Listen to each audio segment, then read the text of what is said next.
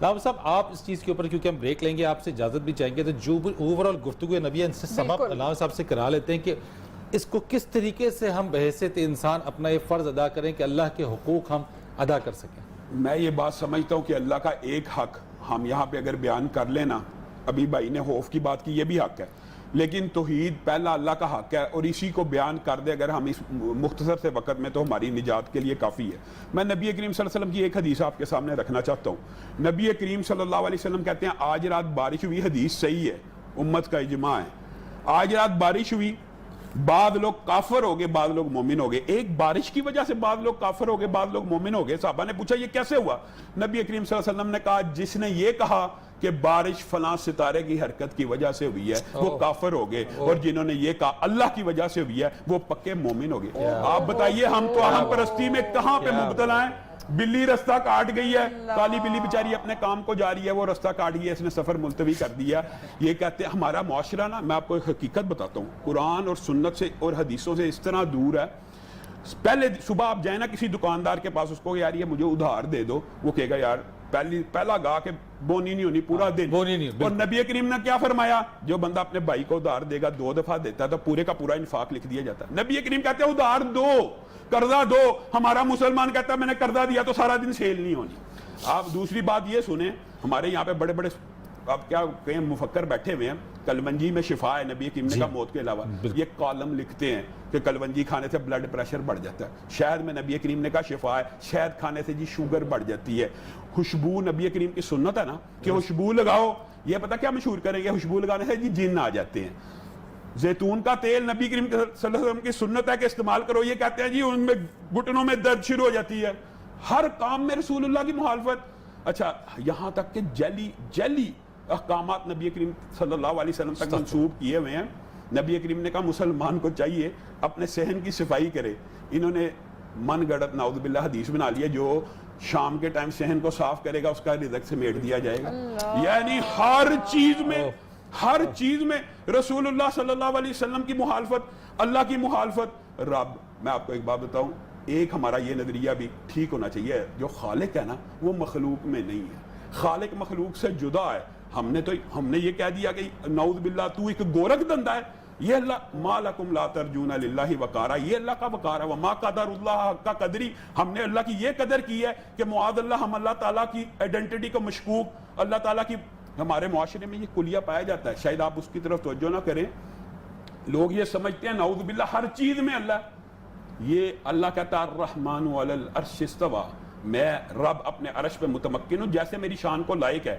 اگر یہ آپ مختصر سا خاکہ ذہن میں لائیں نا, آپ حیران رہ جائیں. اس آیت کی تفسیر کے اندر آپ بتائیں کہ یہاں سے سورج کتنے فاصلے کے اوپر ہے اور سورج زمین سے کتنے گنا بڑا ہے.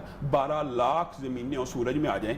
سورج سے بڑا ایک ستارہ انسانی آنکھ یعنی دوربین نے دیکھا ہے, اور 1 سیکنڈ میں آپ کو پتا روشنی 1,86,000 کلومیٹر طے کرتی ہے. اس فاصلے کو ناپنے کے لیے انہوں نے لائٹ ایئر ایجاد کیے کہ لائٹ کی 90 کروڑ سورج ہونا, انسانی آنکھ نے وہ ستارہ دیکھا ہے جو اس کے اندر سما جائیں. اس ستارے کے اوپر پتہ نہیں کتنے ستارے ہیں, ان کے اوپر آسمان ہے, 7 آسمان ہیں, اور پھر 7 آسمانوں کے اوپر کیا ہے, وسیع کرسیہ السماوات, اس کی کرسی ہے. اور حدیث کے الفاظ یہ ہیں کرسی کے سامنے یہ 7 آسمان, یہ ستارے, یہ سورج ایسے ہیں جیسے صحرا میں پڑا ہوا انگوٹھی کا ایک چھلا ہو. اور کرسی سے عرش اتنا اوپر ہے کہ عرش کے بارے میں حدیث ہے کہ عرش کے سامنے کرسی ایسے ہے جیسے صحرا میں پڑا ہوا انگوٹھی کا ایک چھلا. ہم نے اللہ کی کیا قدر کرنی ہے, ہمیں رب کا کیا پتا. اس عرش کے اوپر رب نے لکھ دیا کہ میری رحمت ہمیشہ کے لیے میرے غضب کے اوپر حاوی رہے گی. اب ایک حدیث آپ کو بتاتا ہوں, پھر آنا جائے. آپ ابھی کہ سبحان اللہ, ہم کہتے ہیں سبحان اللہ, اللہ اکبر, الحمدللہ.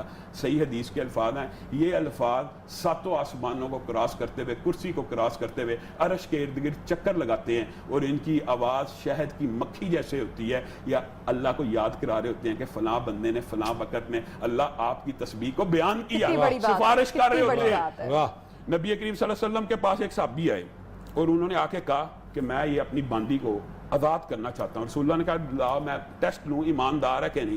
اس سے پوچھا, وہ بول نہیں تھی سکتی, اللہ کہاں ہے, اشارے سے. اس نے اشارہ کیا آسمان پہ. تو نبی کریم صلی اللہ علیہ وسلم نے کہا اس کو آزاد کر دو, یہ مومن ہے. یعنی اللہ کی ایک جہت ہے, اللہ تعالیٰ نے, اللہ تعالیٰ علو کی جہت رکھتا ہے. ہم یہ کہہ دیں نہیں ہر چیز میں اللہ, ہر مخلوق میں اللہ, معاذ اللہ ہر شے ہی اللہ ہے. یہ جو عقیدہ ہے یہ باطل عقیدہ ہے, یہ نظریہ باطل ہے.